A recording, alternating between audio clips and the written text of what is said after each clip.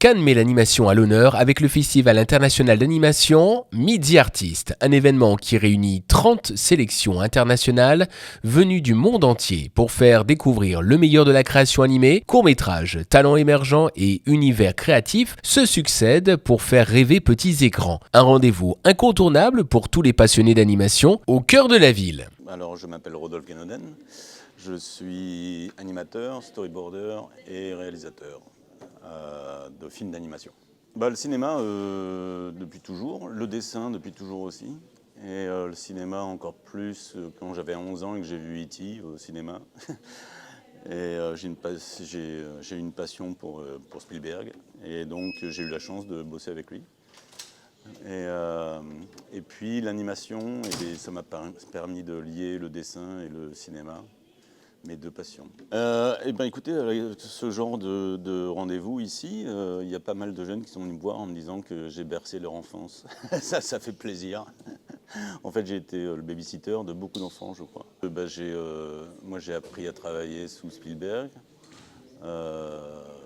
Donc, j'utilise les outils que Spielberg m'a donné, c'est-à-dire de toujours rendre la caméra invisible, que la caméra ne soit motivée que par les personnages. Et puis, ça c'est du point de vue d'un narratif, mais pas de cut qui soit arbitraire, sauf si c'est un montage qu'on fait, voilà. Et en fait, avec Alain Chabat, ça s'est toujours bien passé. C'était vraiment un délice de bosser avec lui, de faire du brainstorming sur les séquences. Donc les blagues fusent avec Alain et Benoît Houillon, qui est son co-écrivain, qui était aussi son co-écrivain sur les Burger Quiz.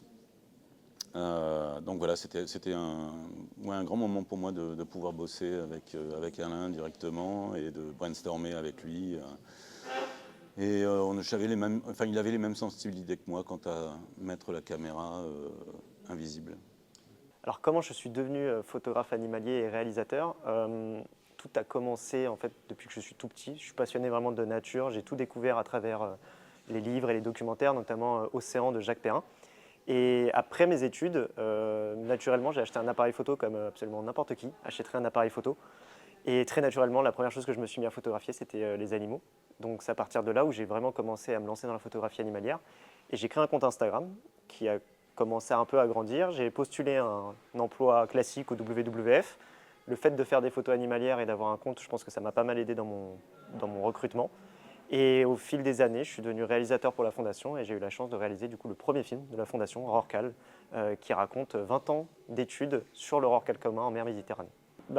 Réaliser des films, ça a toujours été mon rêve au-delà même de l'animalier parce que, comme je disais, j'ai beaucoup regardé de documentaires quand j'étais petit.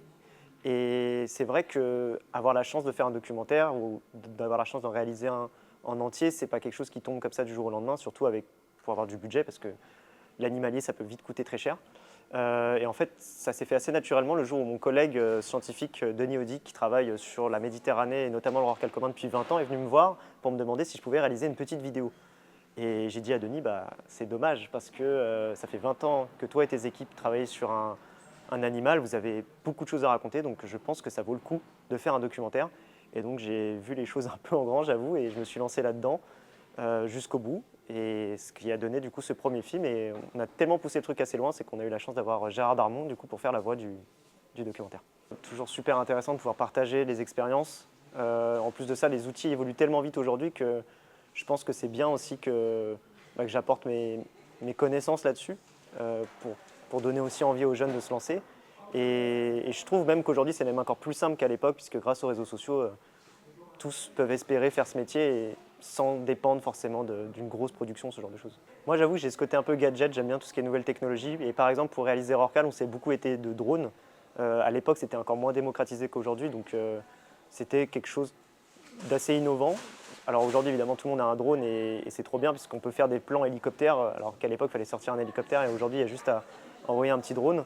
Mais après, voilà, tout dépend de l'animal que je vais cibler. Pour les baleines, le drone, c'était parfait.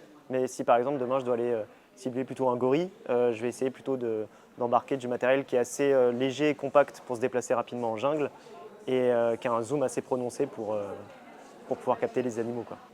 Cannes, ça me parle bien puisque le premier film, quand même, il est centré sur la Méditerranée. Donc c'est une mer que j'adore. C'est là où j'ai pu faire mes premières armes de réalisateur avec les Rorcal. Donc c'est vraiment chouette de pouvoir présenter le film ici. Et en plus de ça, le film met en avant toutes les menaces qui pèsent sur la mer Méditerranée. Et souvent, les personnes qui vivent aux abords de cette mer sont les plus concernées. Donc c'est vraiment une chouette opportunité. Bonjour, Yann Saint-Pé. Je suis papa de Satine et de Lola. Enfin, j'ai 3 enfants. Voilà, je suis venu avec ma grande, Satine. Moi, je trouve que c'est super, c'est une très bonne initiative. Je suis papa accompagnant et je trouve ça très bien qu'on sensibilise les enfants à aller au cinéma, à apporter de la concentration sur des projets artistiques de gens qui sont passionnés, qui écrivent un scénario, qui filment, voilà, et de leur communiquer à la fois la passion et des histoires autres que sur les plateformes. Donc, je trouve que c'est une super initiative. Les gens qui animent sont super. Et voilà, et je trouve que globalement c'est une très bonne initiative, voilà, d'éducation pédagogique. Alors, moi je suis réalisatrice de films d'animation et je suis présidente aussi de l'association Au Cas Où qui fait de l'initiation, de la pédagogie autour du cinéma, de l'animation et de la musique pour les scolaires, les jeunes, les familles. Donc la vocation de l'association c'est de transmettre la passion pour l'animation et le cinéma. Et comme c'est mon métier, je pense que je le fais bien, puisque je suis passionnée par ces métiers-là et donc j'arrive à transmettre dans des ateliers ma passion pour l'animation, ce partage-là.